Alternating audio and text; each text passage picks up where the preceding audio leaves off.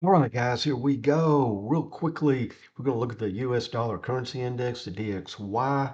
And as you can see, this is a current candle for today. Now, we still have about a little over 6 hours to go before this candle closes. So we want to wait for confirmation. We want to wait until this candle closes.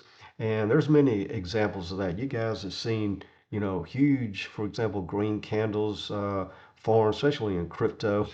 Or even in the stock market. And then by the end of the day, you end up with this topping tail and a little candle body down here as everybody is sold off during the day. So you don't want to jump in to an asset, commodity, whatever, before you get confirmation, before it closes for that time period, whether you're trading the daily, wait for the day to close or get close to it, 2 minute chart, hourly chart, whatever. But here we go, and we have kind of a quasi bull flag here, but more importantly, it technically is more of an inside bar. In other words, this green bar here, lots of honestly, lots of great trades off the inside bar, okay? And it's more easily watched, detected, and confirmed as opposed to a bull flag or bear flag, which has lower probability. And let me just break this down for you, where everything is closing inside this green bar. Okay, it also happens on a red bar, but let's just talk about, the dollar right now. And as you can see, yeah, we wicked over, wicked under, and those are those false head fakes we were telling you about. Okay, because this was, trading all the way up here. This was really red all the way down here. And if you jumped in short down here, well, look where we are now, okay? Got head fake out. So we wait for confirmation. So let me draw that again. The top of this candle, that's the trick. Or if you get a close below the candle, it doesn't matter if you're looking at Apple, Bitcoin, or the dollar here, okay? So we're going to wait and see if we get a close above there um, you know, today or even, Monday, Tuesday next week. Now, another little trick is that normally on the fifth candle, you will get a breakout or a breakdown. If it happens on the fifth candle, then you have like 83 to 87% probability that price will go in the direction of your thesis. Okay. And the reason for that, because you want, two or more factors. Right now, we do have two factors on our side, which makes for higher probability should we break out that we'll continue to the upside. And one of them, of course, is inside bar closing above that green bar. Number two, this low pivot here, low pivot here. Then we broke through it, and all that was support. And then we came back, retest, retest, and then, rest is history. Okay, let me take all that off. Now, where may we be heading? Okay, there's only, I got to put the most important thing on there.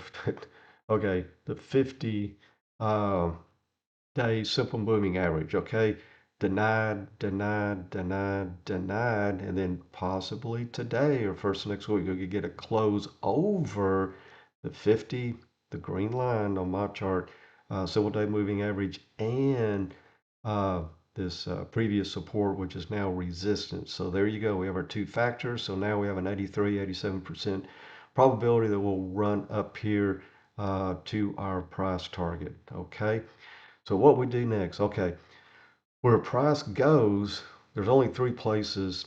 Well, you always look left. That'll tell you, the probability, the odds of where price is going to go and possibly hit the next resistance zone, the price zone, the target. Okay, and that's going to be a high pivot or a low pivot. Number one, number two, another moving average or a fib line. Okay, so it's the most logical thing right now would be a low pivot. See where we did a 180, came back into it.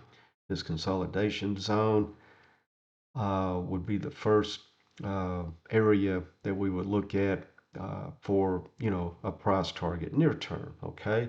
And then ultimately, we're looking at this zone here as we move up, 104, 80 into this area 105. And the market loves those whole round even numbers.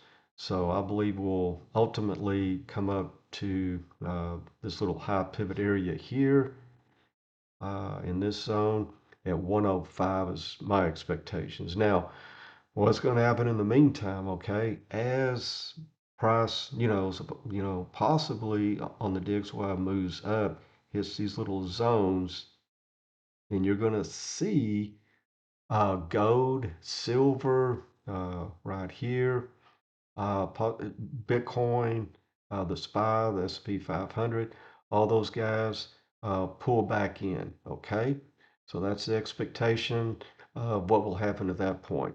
And then if the dollar, if the Fed backs the dollar, we get a real big run, a real nice run up to the 200 around that, 106 to 106.50 zone, then you'll see, well, I hate to say it, probably a pretty nice little, um, I'm not going to call it a crash, but a substantial pullback in all the markets, okay? And you'll see gold and silver, let's pop on that. They will absolutely come down here into their 200 that we talked about before, okay? Probably like in a heartbeat if we start getting some big uh, push with the DXY US dollar currency index. So anyway, just wanted to, point that out. And you know how we do. We'll keep you posted and updated. And in the meantime, we will see you on the charts. You can see we're now beginning to push up and over this inside bar where our gold blue, I don't want to do that, a gold arrow is. But like I said, we want to wait, for confirmation. There looks like there's quite a bit of potential support coming in, coming off risk assets, stock market, crypto, gold, silver, etc. And people rolling over into the dollar now. You can, clearly see that. But we want a, like I said, end of the day confirmation and then see how the first of next week works out. But okay, guys, we will see you on the chart.